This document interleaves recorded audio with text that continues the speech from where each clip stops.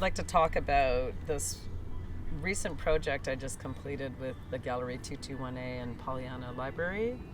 It's on a site called Semi-Public, and it is an empty lot situated between two other buildings that are active. One is a residential space and one's a business space. And then it's this empty lot, ground level and street level. And I was asked to create a wilded forest space.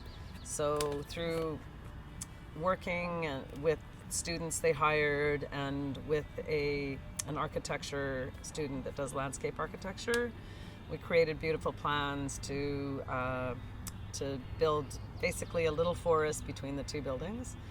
And all the mounds, instead of just putting just solid earth, we put mounds, and they're all in Coast Salish form line shapes, so like half moons and circles, and so two big eyes essentially that are sitting a little, not sitting like this, but kind of sitting like this, and then a flowing walkway between. And each of the mounds has all indigenous plants. So there's food plants, medicine plants, and utilitarian plants. So things that can be used for art supplies or tools, or medicine that could be made for healing, or food, mostly berries, a lot of berries on the site.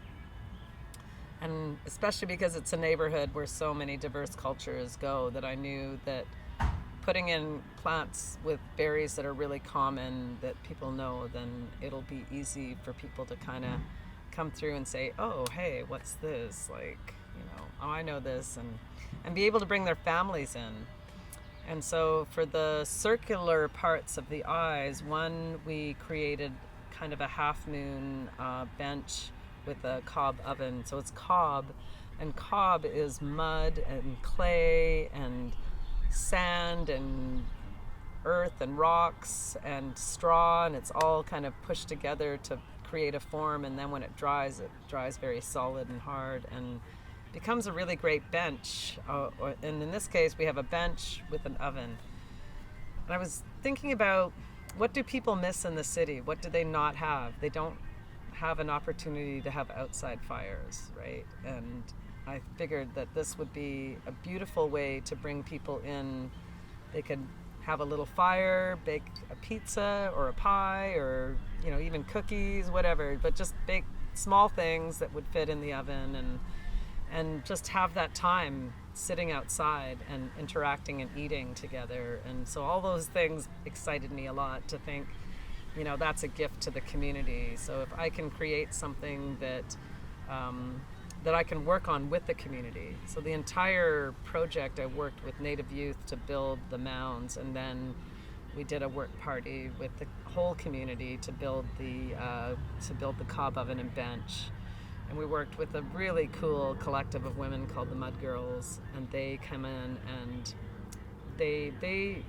I'll make sure I give you links to everything, but they are a really cool group of female identifying people that like to do things collectively, and they like to make homes from the earth, basically. So they build a lot of houses, but they do benches and stoves as well, ovens. So it's really nice to be able to work with people that love working with whole communities. And a project like that, you need the whole community to come in and tromp the mud and help to carry heavy things, and to observe and to have conversations around it. So it was very exciting. And then the other circular part of the garden was a spiral garden. And I was really excited about building it because I did a permaculture course a year and a half ago, and I was like, oh, I really want to build this. And then I injured myself and I couldn't do things on the site. So I actually took one of the youth I work with, and I pulled her aside and I asked if she could become the lead on the rest of the project, and she was like, yes. She totally owned it. And when I came for the cob oven workshop, she had built the spiral garden on her own, and with big rocks and lots of earth. And I was like, wow, like, you are so dedicated to this work. So it excited me that even though I kind of had literally a fall and I got held back, but having that element of working with a team and knowing who you can rely on, and I just think it means a lot. I know if I was a 20-something youth that was working with an artist and they pulled me aside and said that I had what it took to help finish the project, I would really want to own that. So it made me feel good to give that kind of energy pass over that knowledge. And I said, I'm here to guide you, but I can't get up and do things, and I can't get over to that side of the garden really fast. So those are the things I need for you to help me with. And she really owned it, and she really took it seriously. And, she's continued to go back and forth even since we did the big work parties, because there's still little chunks of work that had to be done, and she just went and took care of it and checks in with me regularly. And I felt like, okay, I'm still part of this, because I'm actually going to a level I love to work at, which is training the next generation. And I think with the work we do, we need to have an element that is all about giving the next generation tools to help them, right? And on that note, that project I talked about is just completing itself, and we'll have a big launch next month. But as I phase off from that project, I go into a bigger project with the city of Vancouver, and it's a public art commission. But what's really interesting about it is we're not building a sculpture. We're not building a structure at all. We are decomposing things for the next year. So mushrooms, and we're making seed bombs so that plants will grow and then decompose, and getting mulch, so collecting leaf matter and such in the fall that will spread over a site and let it decompose. And all of these elements are about going from dirt to earth. So dirt is a colonized state. It's had everything taken out of it and stripped to nothing.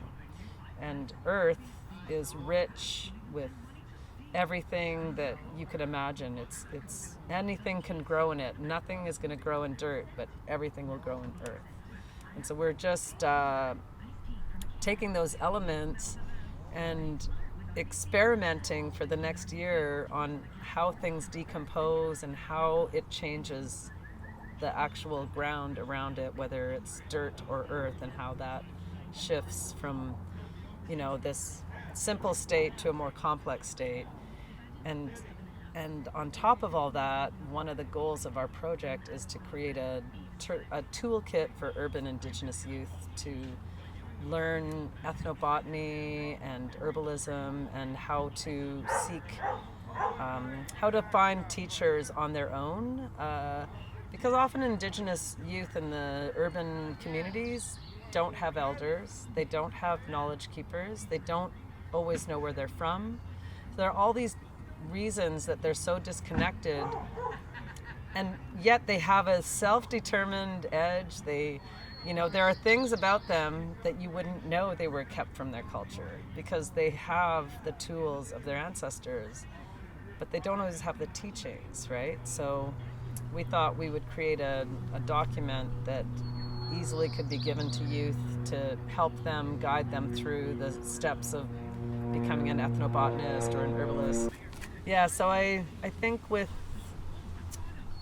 the consideration of taking our work that we're researching and giving part of it a focus of developing this toolkit for young people is one of the big driving forces for me for this project, is that we're creating something that's going to be so useful. So we're not just decomposing things for a year and having fun, which is really cool, but through that work we're also looking at how it decolonizes a space in the city, and even growing certain plants in different areas that haven't been there for a long time.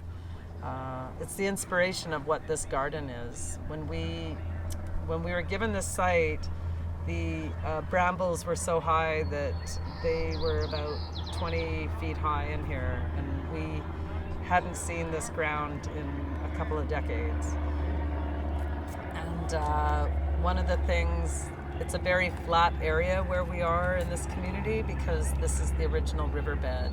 So before contact, the Capilano River flowed right here where we're sitting. So we find a lot of rocks, very sandy here.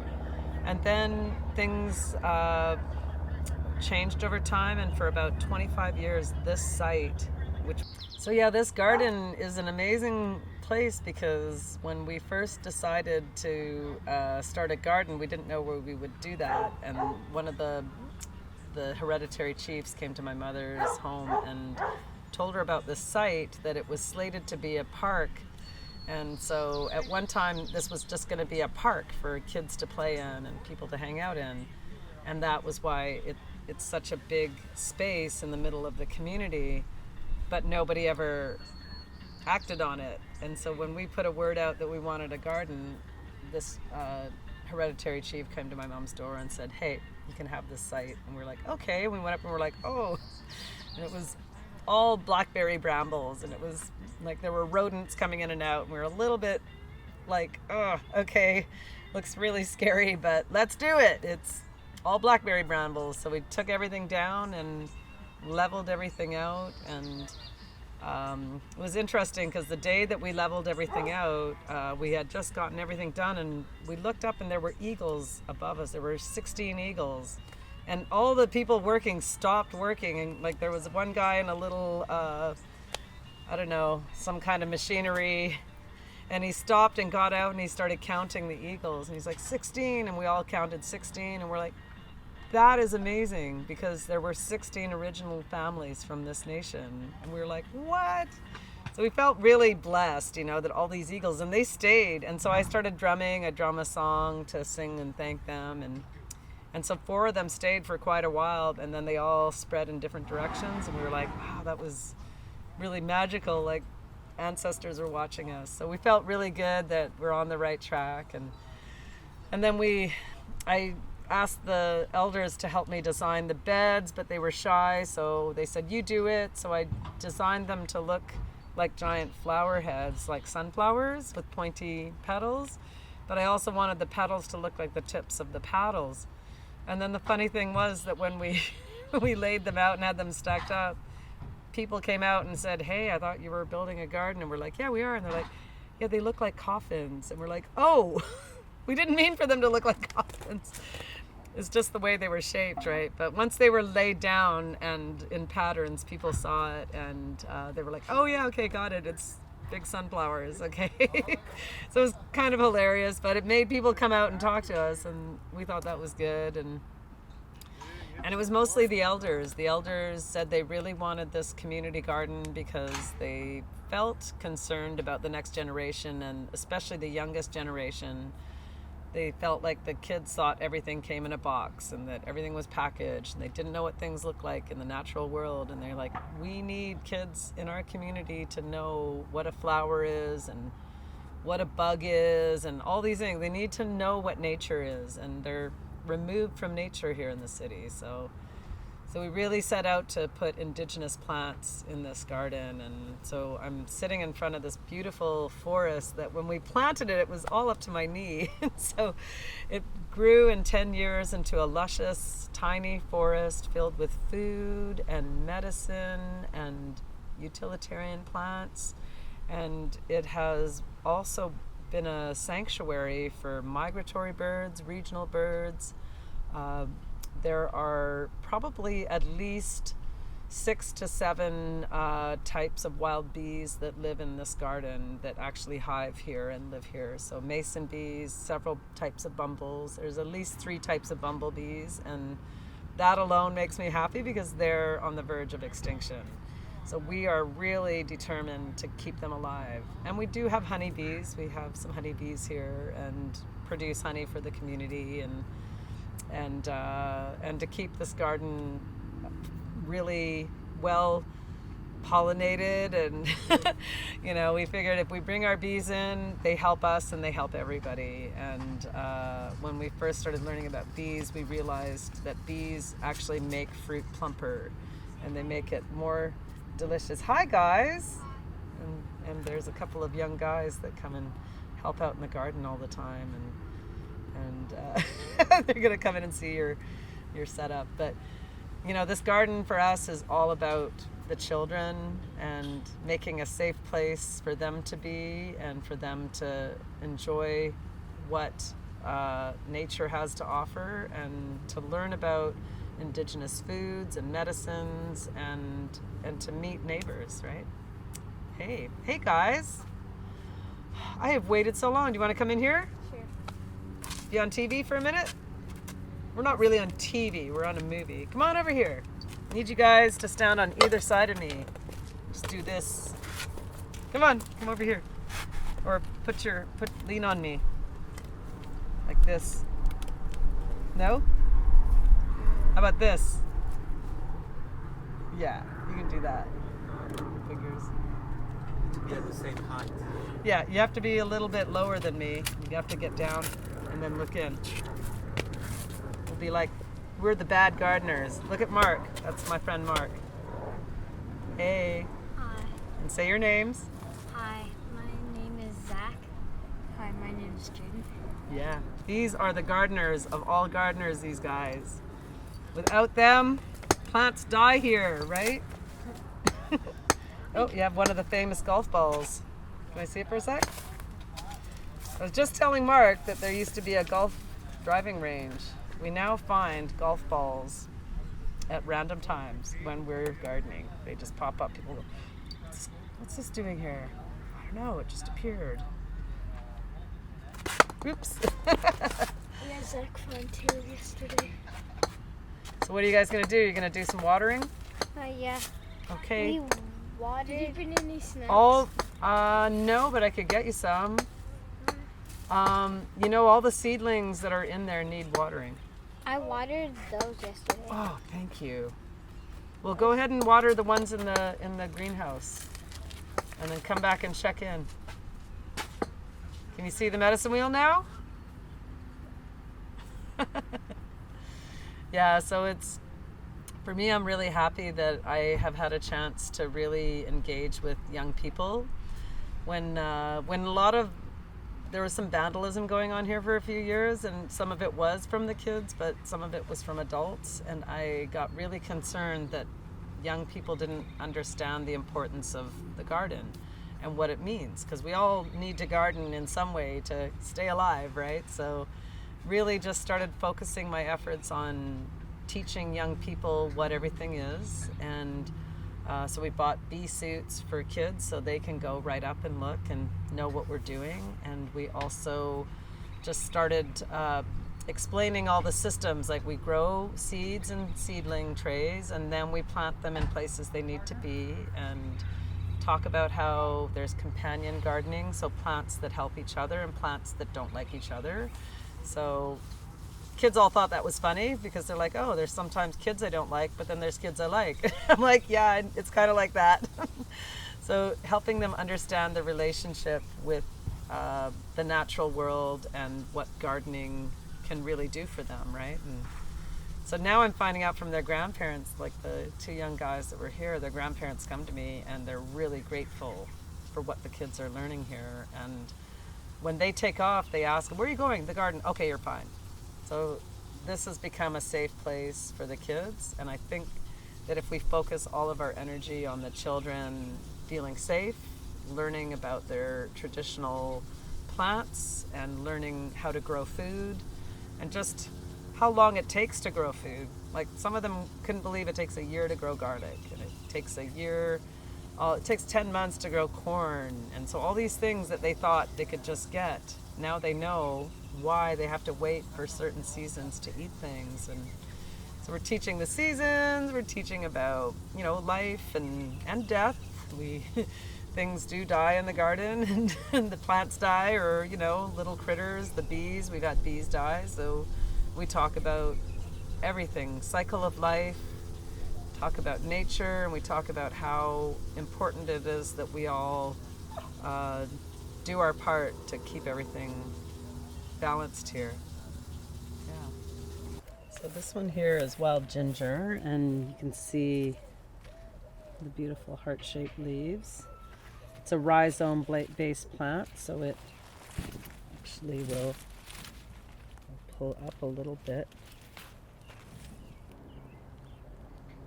So this one is for digestion, but it's interesting to me that when I lay it out, it kind of looks like kidneys. And we use every part of it. It has a smell like ginger, and it tastes like ginger that you would find in the tropics, but it is the ginger that grows in these mountains and forests, and mostly up high in the mountains, not ever this low, but it's taken me years, and I finally got it to start growing here at this level.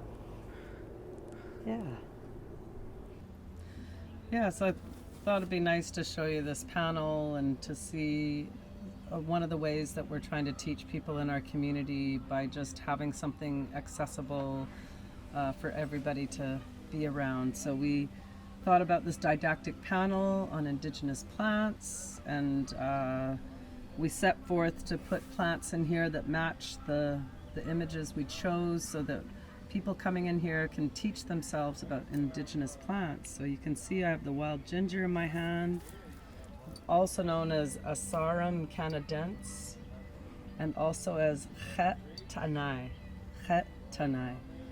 And so we use all parts of the plant, and with this panel we use real photos so that people aren't just looking at images and drawings, they're actually seeing what plants look like.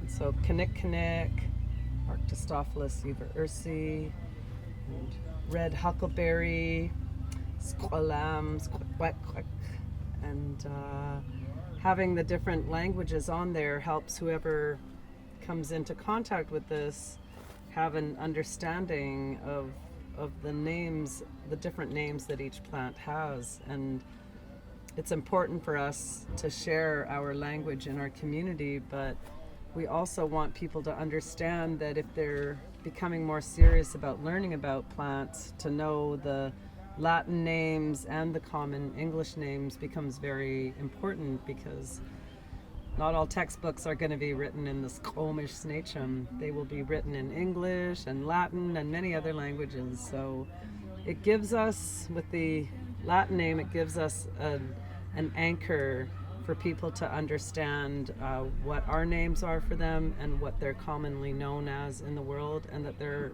have been many people that have researched these plants for centuries. So we have a lot of knowledge we can gain from many people, and to have it be right here in our community, it gives people it's a little library right here.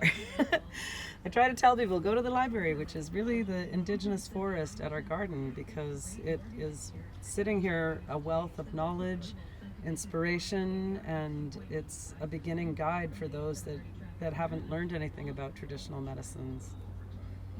You like that? So we have lady fern, Atherium Felix femina, also known as pataquum, and pataquum are actually a common name for many types of ferns, but pataquum is going to be the lady fern today, but I've also seen it called pataquum with other ferns. It sometimes becomes a common name. And yeah, we eat the fiddleheads, but we don't eat it when it gets bigger, because it changes its properties and becomes inedible. Then we have salal, or Gaultheria chalon, and we say takahe. And takahe is a very important food to our people. The berries are very rich in antioxidants, and they're very juicy. So one of the things our people did for centuries was make what we call berry cakes by squishing all of our wild berries together and drying them, almost like a granola bar style, and then letting that dry in the sun. And what we would do is create a really good dry food for us in the winter. And salal becomes one of the very important ones because it's very rich in antioxidants and other nutrients. And then fireweed, Epilobium angustifolium is the Latin name, and then we say hocht. And hocht is what we use We use fireweed, the hacht, for creating a soft texture in the wool that we weave. So wool is a bit abrasive until we add softer fibers, and this is a very important fiber, the fireweed. So it's one of our favorites, and my daughter is obsessed with it right now, and she gathers it every year now. Hopefully one day we'll have enough to make a beautiful blanket. Then we have the wild rose, also known as Rosa piscicarpa, and we say calque. Calque is the name of the wild rose, but we don't just use the rose, we use the fruit of the rose. When it has been pollinated, it turns into a berry, and that berry is mostly known as a rose hip, not as a roseberry. But the rose hips are high in vitamin C, and we gather them, we freeze them, we scoop out the seeds and get rid of them, we wash them and dry them again, and then we make a tea from that, and it is high in vitamin C and it helps us stay healthy. Then we have red elderberry, Sambucus racemosas, and it's I'm still learning the language, so I do it very slowly.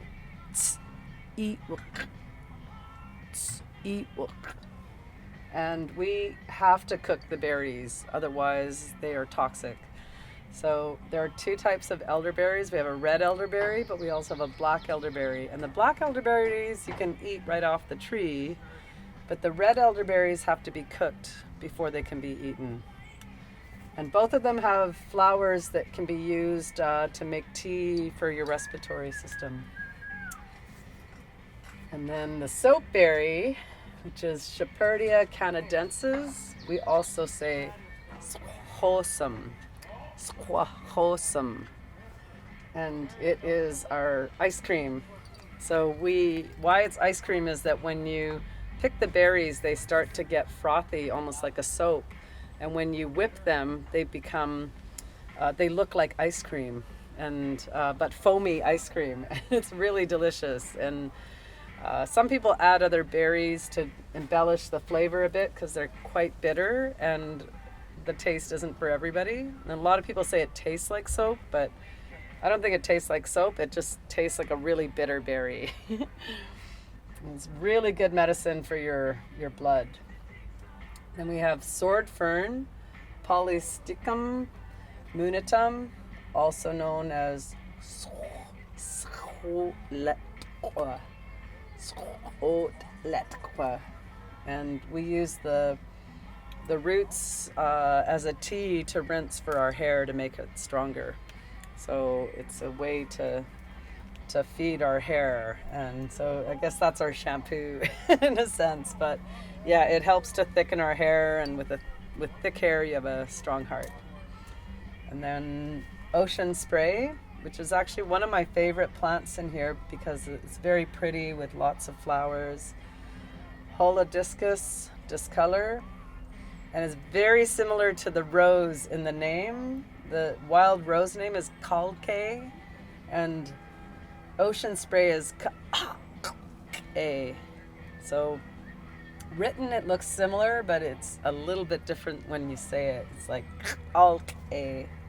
So we have to use those accents to highlight those. And the ocean spray, also known as ironwood, we use the sticks, like they grow really tall and strong, and we use those sticks to barbecue our salmon with, and they withhold the heat. Well, these are our bees that we've had. We've been beekeeping now for about 7 or 8 years, and I think the bees that we've installed this year we've had for 2 months now, and so it's a come and go thing. Like, we have some good years and we have some not so good years. The longest we've kept one hive was 3 years out of the 6 years, so that's pretty good.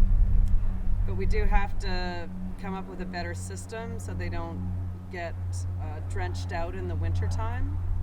The real concern is the moisture content here, because we're on the Pacific Northwest coast, and it's almost easier to hold bees, have the same bees for several years in Alberta than it is in BC because we're so wet here. We don't freeze. When things freeze, everybody, quiets down. But when it's rain, it gets inside the hives and then they all huddle together and then they die. So we have to find a better way to keep them dry in the winter and protect them. But without the bees, we're lost. So our garden really sustains honeybees and mason bees and bumblebees and carpenter bees and hornets and wasps and all kinds of incredible pollinators and of course hummingbirds. So we like things that are small, that buzz and hum and pollinate things and care for the garden and the community. And in the beginning people were not excited when we brought bees here, but then they started to see their fruit plumped up and they actually started to see that the bees didn't bug them at all, and they discovered that they really liked being around the bees. And so now people come and check them out and they come and talk to us about it, and they have been learning how to accept them, and it's been a much better relationship for our community garden and the community.